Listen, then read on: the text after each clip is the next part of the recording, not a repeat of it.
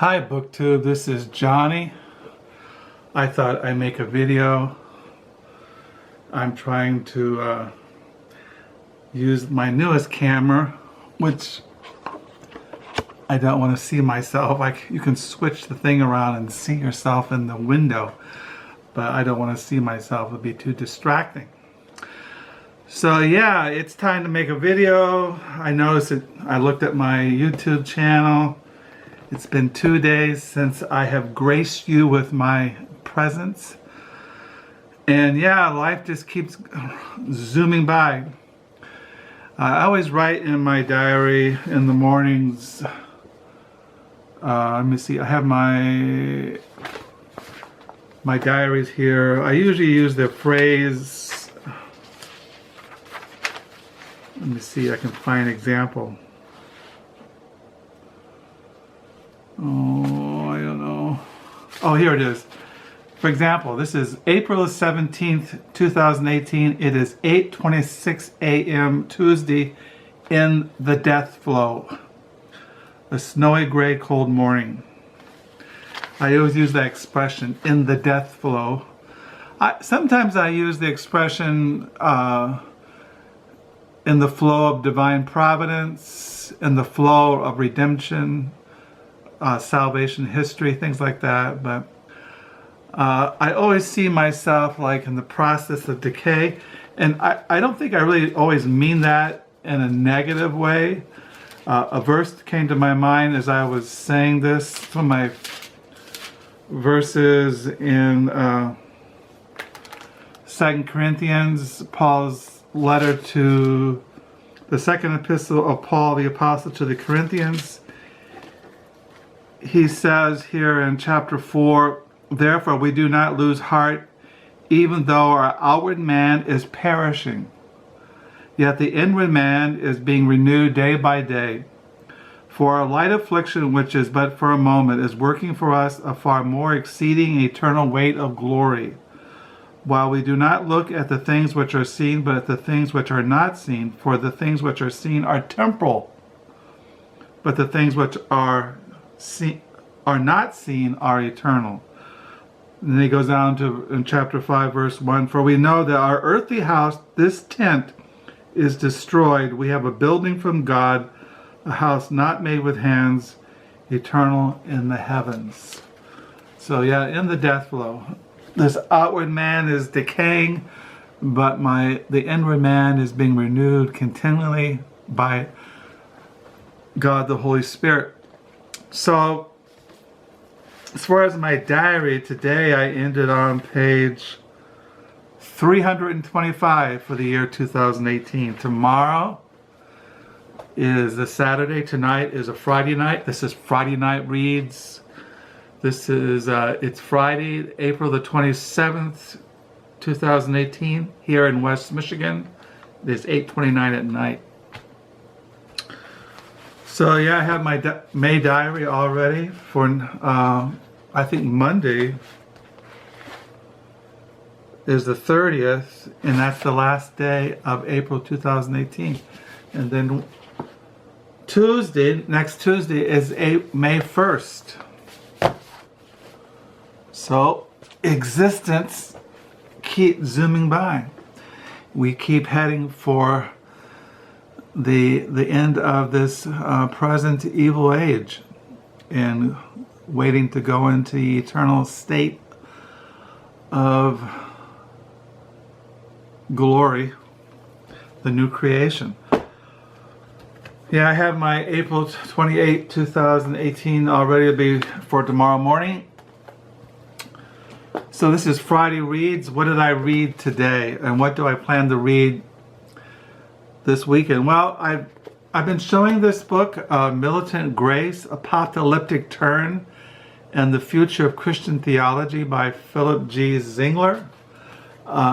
Today I volunteer at the local library, used bookstore The Book Nook from 10 to 1 and on Fridays and Mondays. And I read Militant Grace when I was at the Book Nook. And I really, this is a good book to read. if you're into apocalyptic New Testament theology. And then tonight, I don't know if I've shown this book. I got this book in the mail a couple of days ago. I think it's called Night Walking, a Nocturnal History of London by Matthew Beaumont. And this is what I have been reading this evening and what I'll read tonight. Night Walking. It's on psychogeography, foreword and afterword by Will Self, who is into psychogeography. I've shown books in the past about walking at night. Will Self is a walker. He's had books where he talks about him walking around London and other books. Yeah, I've shown those books. I think I showed you a book, A Writer as a Walker, and I've shown you a book on psychogeography. And so I was reading that, planned to read that. And I checked out a book out of the library. I had put this on, I got this interlibrary loan. I heard about this writer who was a Southern Gothic writer.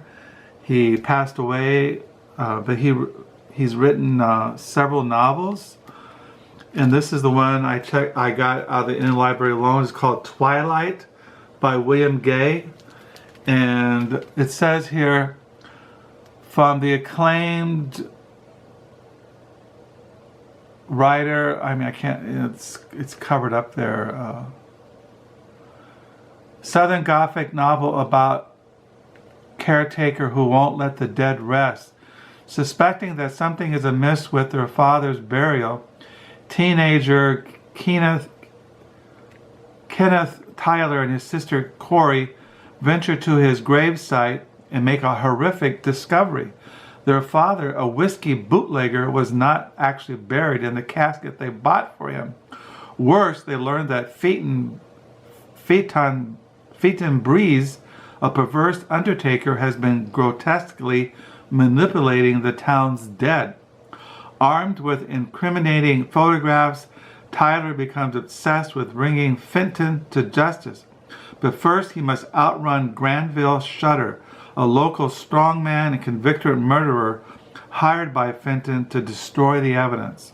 What follows is an adventure through the Harkin, the eerie backwoods filled with angled roads, rusted machinery, eccentric squatters, old men, witches, and families among them, who both shield and imperil Tyler as he runs for safety.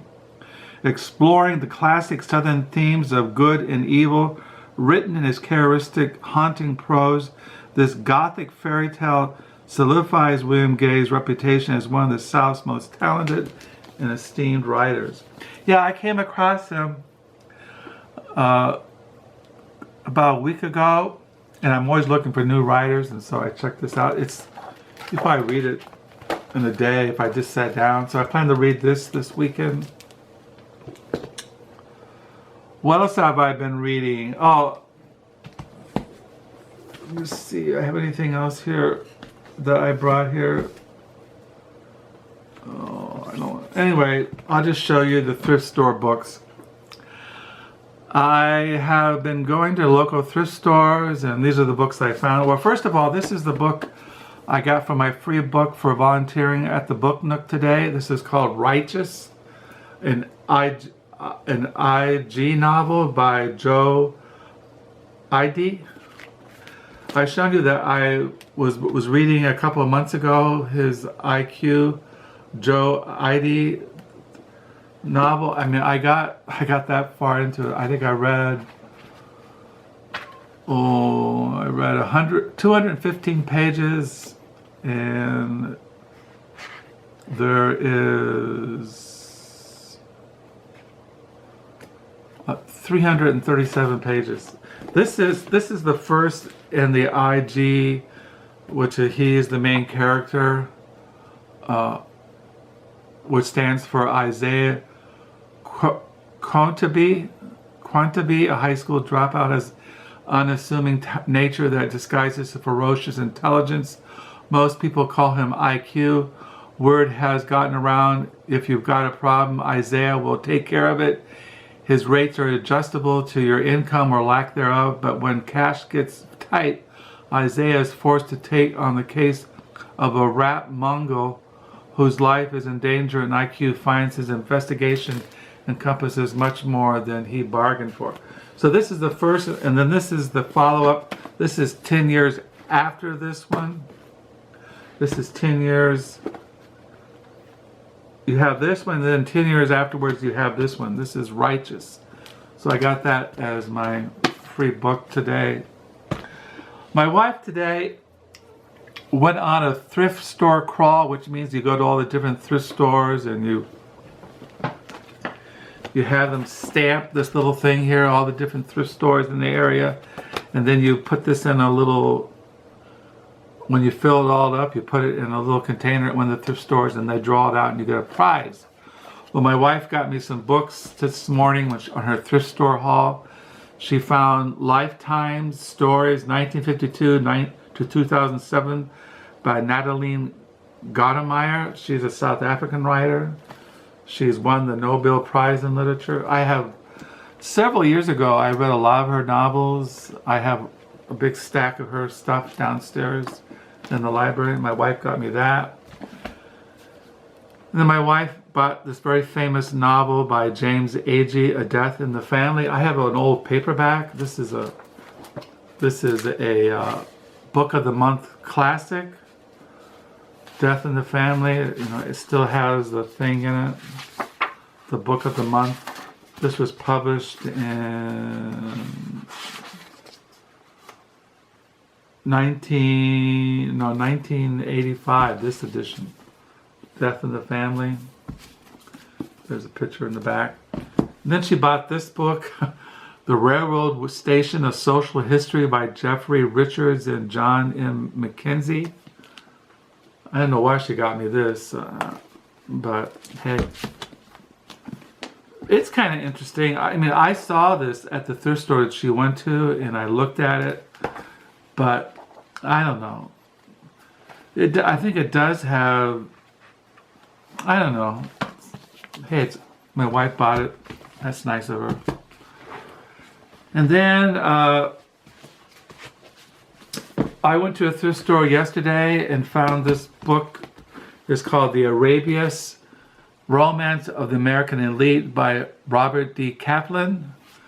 His most famous book is The Balkan Ghost. Now I collect, if you see Robert D. Kaplan, he writes nonfiction, he writes about traveling, but then he goes into a lot of history, world history. Well, he has lots of books, and I'll show you some of them. I collect them, and I didn't have this one. His most famous one is The Balkan Ghost, A Journey Through History. And then he wrote this one. He's written a lot of books. I don't have all of them. You look on Amazon, there's just so many I don't have, but I have a few. The Ends of the Earth, A Journey at the Dawn to the 21st Century by Robert D. Kaplan. And then I have his Eastward to Artillery Travels in the Balkans, the Middle East, and the Caucasus by Robert D. Kaplan. And then he wrote, I have this book by him, An Empire Wilderness Travels into America's Future.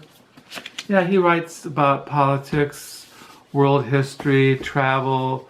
They're kind of like biographical too about him. But so I added that to my Robert D. Kaplan collection. And then yesterday I had to go to a local Mexican store to get some core tortillas, and there was a thrift store next door, and I found one book called, this is the Alexander of Macedon, 356 to 223 BC, Historical Biography by Peter Green. And then I found this week 2 novels by an Icelandic writer. I can't pronounce his name. Helidor Laxtis. This is Iceland's Bell. And then I found his novel World Light. His most famous novel is one he won for the Nobel Prize in Literature, Independent People. So now I have 3 of his novels in our library. Then I found this book by this English historian, I think he's a Marxist, Eric Hobsbawm, World of Labor, Further Studies in the History of Labor. And this is if you've used to watch the press there in the White House. She was a very famous White House journalist, Helen Thomas. This is called Front Row at the White House, My Life and Times. I remember seeing her when she would be in asking questions of the presidents. She was under Ford, Clinton, Bush, and I think also Kennedy. And then I found this novel, The Rise and Fall, D.O.D.O. by Neil Stevenson and Nicole Galen. This is like science fiction fantasy. I collect the novels of Neil Stevenson. I long time ago I read some of his novels, so I collect them if I see his books. So that's the stuff I got at thrift stores. That's what I'm reading. I can put these down in the lower level now. Like I said, this weekend I'll be reading Twilight by William Gay. I'll be reading Night Walking by Matthew Beaumont. And I'll be reading, for sure, Militant Grace.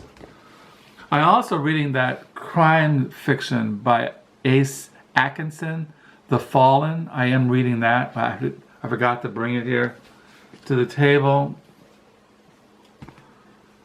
So yeah, that's what I'm reading. Writing in my diary, reading. I really like this Night Walking. It's like a literary history of, like it says here, it says in the back, cities like cats will reveal themselves at night, wrote the poet Rupert Brooke. In this brilliant work of literary investigation, Matthew Beaumont shines a light on the shadowy preambulations of poets, novelists, and thinkers, Chaucer and Shakespeare, William Blake, and his ecstatic peregrinations and feverish ramblings of the opium addict Thomas de Quincey and the supreme night walker Charles Dickens. I never thought of Charles Dickens being the supreme night walker. Through such figures, Beaumont constructs an alternative history of London, revealing the neglected and forgotten corners of the city. I looked, like I said, I'm always looking for good books on like London, England, Paris, France, New York City, New York. So I found this one. So that's it here. Don't know what else to say. Like tomorrow is a Saturday. My wife wants me to go to some of these other thrift stores that she wasn't able to go to and get these stamped. So tomorrow I'm going to visit 2 more thrift stores tomorrow. Maybe I'll find something, maybe not.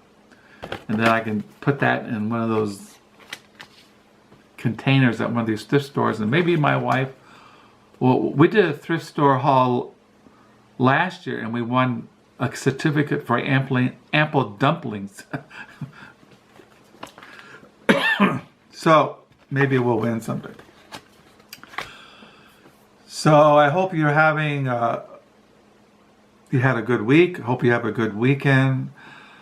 And I'll sign off until next time. Bye.